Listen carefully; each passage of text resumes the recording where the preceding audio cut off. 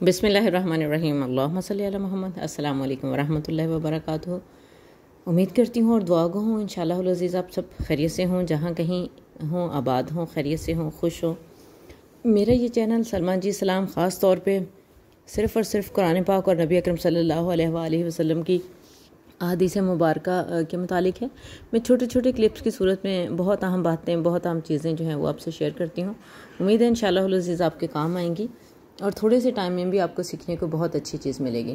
नबी अकरम सल्लल्लाहु अलैहि वसल्लम ने फरमाया, रूहें आलम अरवाह में अलग अलग झुंडों में होती हैं, यानी बदन के पैदा होने से पहले रूहों के झुंड अलग अलग होते हैं, तो उनमें से जिनमें आपस में आलम अरवाह में जान पहचान थी वो दुनिया में भी एक दूसरे से मानूस होती हैं, यानी रूहें एक दूसरे से मानूस होती हैं, जो आलम अरवाह में भी एक दूसरे से मिली हुई होती हैं।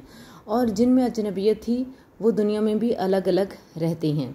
अल्लाह रब्बुल इज़्ज़त की मसलिहत देखें, अल्लाह ताला ने कैसे इंसानों के लिए क्या क्या इंतज़ाम फरमा दिए हैं जिनका हमें शऊर तक नहीं होता, कि आलम अरवाह में जिनकी मुलाकात हुई होती है वो इस दुनिया में भी एक दूसरे से मानूस होते हैं, मिलते हैं, और जो वहाँ पे अजनबी होते हैं तो वो इस दुनिया में भी एक दूसरे के लिए अजनबी ही रहते हैं। इतनी लंबी चौड़ी दुनिया है, हम हर किसी को तो नहीं जानते ना, यही वजह है कि हम उनसे आलम अरवाह में नहीं मिले। अल्लाह हाफ़िज़।